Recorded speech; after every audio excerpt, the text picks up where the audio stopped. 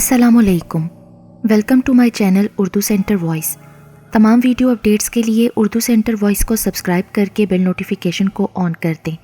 तो आइए सुनते हैं आज की वीडियो में एक नाकाबिल यकीन और पुरअसरार कहानी। सखावत आज भी नहर के किनारे बैठा हुआ था। जब उसे अपनी बच्ची समीना की याद आती थी तो वो नहर के किनारे पर आकर बैठ जाता था। उसकी बच्ची 15 दिन कबल नहर में डूब गई थी और उसकी लाश नहीं मिल सकी थी। गोताखोरों ने उसकी बेटी को तलाश करने की बहुत कोशिश की थी, मगर उसकी बेटी की लाश नहीं मिल सकी। उसे अपनी बेटी की लाश ना मिलने का बहुत दुख था। सखावत को इस बात का यकीन हो चला था कि उसकी बेटी डूबकर मर चुकी है। अगर वो जिंदा होती तो लाजमी मिल जाती, लेकिन वो अपनी बेटी की मोहब्बत के आगे मजबूर था। हर रोज़ एक नई आस लगाकर नहर पर आ जाता था कि शायद उसकी बच्ची की लाश मिट्टी की तह में फंस गई हो और कोई ऐसा मोजज़ा हो जाए कि वो मिट्टी की तह से निकलकर ऊपर आ जाए और वो अपनी बेटी की लाश की तदफीन कर दे ताकि उसके दिल को करार आ जाए। इंसान की फितरत है, जब तक वो अपने प्यारे को अपने हाथों से दफना ना दे उसके दिल को सुकून नहीं आता। जब तक लाश ना मिले वो अपने प्यारे की याद में तड़पता रहता है और उसे एक वहम सा हो जाता है कि उसके प्यारे की वफ़ात की जो खबर मिली है शायद झूठी हो और वो अचानक से उनके सामने आ जाए। अक्सर इस तरह के वाक़यात लोगों के साथ हो भी चुके हैं कि किसी अज़ीज़ के मर जाने की इत्तला मिली और फिर वो अज़ीज़ कहीं से आ गया। सखावत यूं ही रोज़ नहर के किनारे बैठकर आहो फरियाद करता और ऊंचा ऊंचा रोकर अपनी बेटी का नाम ले लेकर उसको पुकारता था। आज भी सखावत को आए थोड़ी देर ही गुजरी थी कि उसे आवाज़ सुनाई दी। अब्बा, तुम आ गए। आवाज़ समीना की थी। वो आवाज़ सुनकर चौंका। उसने उसे अपना वहम समझा, मगर जब दोबारा समीना की आवाज़ सुनाई दी तो उसे यकीन करना पड़ा कि ये इसकी बेटी ही की आवाज़ है। समीना बेटी, तुम कहाँ हो? सखावत ने इधर उधर देखा। समीना कहीं भी नज़र नहीं आ रही थी। मैं तुम्हें कैसे नज़र आऊँगी अब्बा? मेरी रूह कहीं और है और जिस्म कहीं और है। क्या मतलब? अब्बा, मेरी रूह तो यहाँ है लेकिन जिस्म नहर में है। जब तक मेरा जिस्म नहर से बाहर नहीं निकलेगा मैं तुम्हारे पास नहीं आ सकूंगी। मेरी बच्ची, मैंने बहुत कोशिश की है कि तुम्हारी लाश मिल जाए, लेकिन तमाम तर कोशिश नाकाम गई है। अब्बा, मेरी लाश यहाँ नहीं है, बल्कि 1 मील दूर चलने पर सईद ज़मींदार की ज़मीन पर एक बिजली का पोल लगा है। बस उस पोल के करीब ही नहर में मुझे तलाश किया जाए। नहर में झाड़ियाँ हैं, मेरी लाश उन्हीं झाड़ियों में फंसी हुई है। वहाँ से लाश को निकाल कर इधर ले आओ। मेरी रूह जिस्म में दाखिल हो जाएगी और मैं फिर से ज़िंदा हो जाऊँगी अब्बा। फिर हम हमेशा के लिए साथ रहेंगे। ये कैसे मुमकिन है? कभी मरने के बाद भी कोई ज़िंदा हुआ है? अब्बा, क्या तुमने लोगों से नहीं सुना कि मुर्दे को जब दफनाने गए तो मुर्दा ज़िंदा हो गया, कभी नमाज जनाजा के वक्त खड़ा हो गया?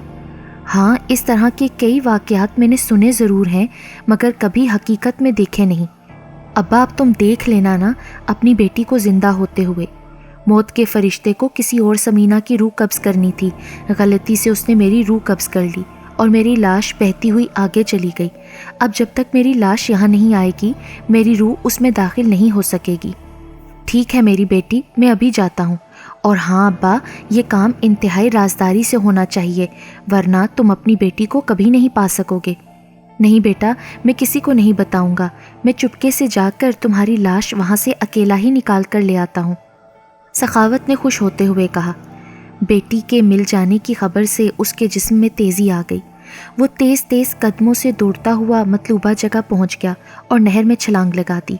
नहर में झाड़ियाँ मौजूद थीं। उसके थोड़ी कोशिश करने पर उन झाड़ियों में से समीना की लाश मिल गई। पानी में लाश रहने की वजह से फूल गई थी और कुछ कुछ जगह से गली हुई भी थी। वो जब रूह के पास लाश को लेकर पहुंचा, चंद लम्हों में समीना के जिस्म में जान आ गई और देखते ही देखते उस लाश के खदोखाल बिल्कुल ठीक हो गए।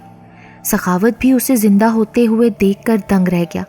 समीना के ज़िंदा हो जाने पर उसे खुशी भी बहुत हो रही थी। गांव के लोग भी समीना को देखकर दंग रह गए और उन्हें समीना की गलती से रूह कब्ज़ किए जाने और फिर दोबारा ज़िंदा हो जाने की बात पर इसलिए यकीन आ गया था कि इस तरह के वाक़यात वो पहले भी सुन चुके थे। 2 हफ्ते गुजर गए। समीना की तबीयत बेहतर रही, लेकिन आहिस्ता आहिस्ता वो कमज़ोर सी लगने लगी। बज़ाहिर तो उसे कोई बीमारी नहीं थी, फिर भी वो दिन ब दिन कमज़ोर होती जा रही थी। एक दिन सखावत ने पूछा, समीना बेटी तुम बहुत कमज़ोर हो गई हो, मैं सोच रहा हूँ कि शहर जाकर तुम्हारा इलाज कराऊँ। अब्बा मैं बिल्कुल ठीक हूँ। अरे तुम कह रही हो, मगर मुझे ऐसा लग रहा है कि तुम ठीक नहीं हो। अब्बा मैं ठीक हूँ, अम्मा से पूछ लो। समीना की अम्मा, क्या तुम्हें भी ये सेहतमंद लग रही है? नहीं भाई, मुझे भी समीना बहुत कमज़ोर लग रही है। ना जाने नहर से दोबारा मिलने के बाद मेरी बेटी को क्या हो गया है, फूल सी थी अब कैसी कमज़ोर हो गई है। उस दिन ये तय पाया कि जैसे ही सखावत को फुर्सत मिलेगी वो समीना को शहर ले जाएगा और इसका इलाज किसी बड़े डॉक्टर से कराएगा। इस बात को अभी एक हफ्ता ही गुजरा था कि समीना की सेहत दोबारा से अच्छी हो गई।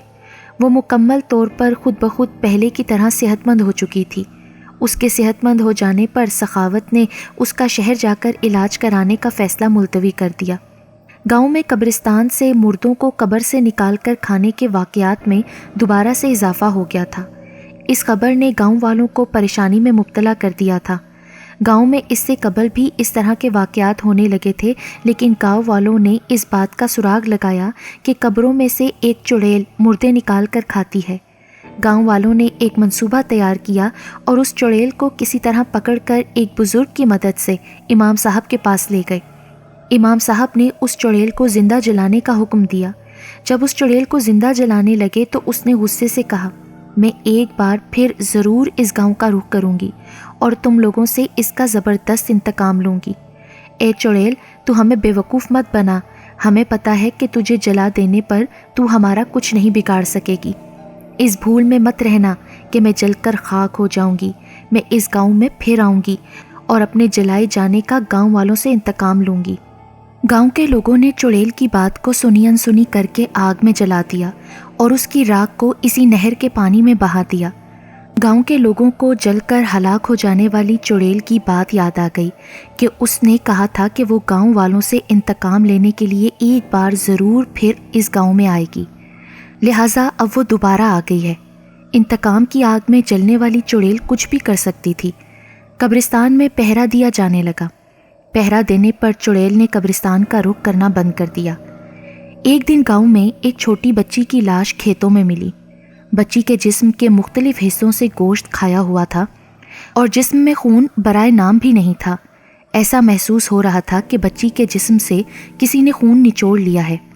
इस वाक़ये के बाद एक हफ्ते में कई वाक़यात हुए जिस पर लोगों ने अपनी बच्चियों को अकेले बाहर जाने से मना कर दिया और उन बच्चियों को हलाक करने वाले की खुफिया तौर पर निगरानी की जाने लगी। सखावत ने जब ये खबर सुनी तो उसने अपनी बेटी समीना को सख्ती से मना कर दिया कि वो बाहर ना जाए। उसने भी अब्बा को पक्का यकीन दिलाया कि वो अकेली बाहर नहीं जाएगी। उसकी यकीन दहानी पर सखावत के दिल को सुकून आ गया। एक दिन सखावत खेतों में जाने के लिए निकला तो अचानक रास्ते में उसे समीना मिली। वो भागती हुई घर की तरफ ही जा रही थी। क्या बात है समीना बेटी, इतनी तेज़ क्यों दौड़ रही हो? अब्बा, मेरी और मेरी सहेली में दौड़ लगी है कि पहले कौन घर पहुंचता है। अगर मैं कुछ देर और रुक गई तो मेरी सहेली फरखंदा दौड़ जीत जाएगी। ये कहते हुए वो दौड़ती हुई घर को रवाना हो गई। सखावत मुस्कुराने लगा।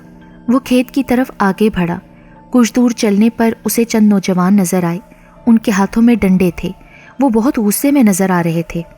क्यों भाई, खैरियत तो है? आज उस चुड़ैल को हमने रंगे हाथों पकड़ लिया था जब वो एक लड़की के रूप में एक छोटी बच्ची को पकड़कर खेतों में उसका खून पीना चाह रही थी। फिर क्या हुआ? वो हमें अपनी जानिब बढ़ता देखकर खेतों में घुसती हुई फरार होने में कामयाब हो गई। हम उसके पीछे भागे। वो इस तरफ गई है जहाँ से तुम आ रहे हो, लेकिन मैंने रास्ते में तो किसी चुड़ैल को नहीं देखा। इसका मतलब है वो हमें चकमा देकर किसी और तरफ निकल गई है।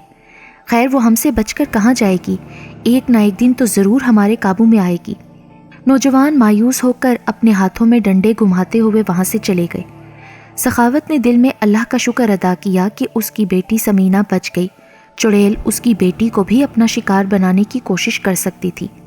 शाम को जब सखावत ने समीना को ये कुछ बताया कि जहाँ से वो दौड़ती हुई आ रही थी वहाँ चुड़ैल ने एक बच्ची को अपना शिकार बनाने की कोशिश की थी। समीना हैरान हो गई और अपने अब्बा को कहने लगी, हाँ अब्बा, हम दोनों सहेलियों ने भी एक बच्ची की चीख सुनी थी, लेकिन हमने उस जानिब ध्यान नहीं दिया था।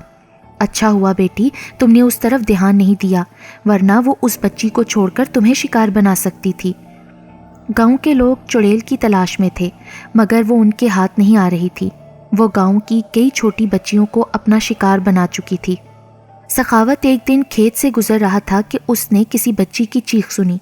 وہ فوراً لپک کر چیخ کی سمت گیا۔ ایک چھوٹی بچی پر ایک لڑکی جھکی ہوئی تھی۔ آہٹ پر اس نے پلٹ کر دیکھا، وہ کوئی اور نہیں، اس کی اپنی بیٹی سمینہ تھی۔ اس کا منہ خون سے بھرا ہوا تھا۔ سمینہ کو اس حالت میں دیکھ کر سخاوت کو چکر آ گئے۔ اس کے وہم و گمان میں بھی نہ تھا کہ اس کی اپنی بیٹی چڑیل کا روپ دھار لے گی۔ یہ سب کیا ہے سمینہ؟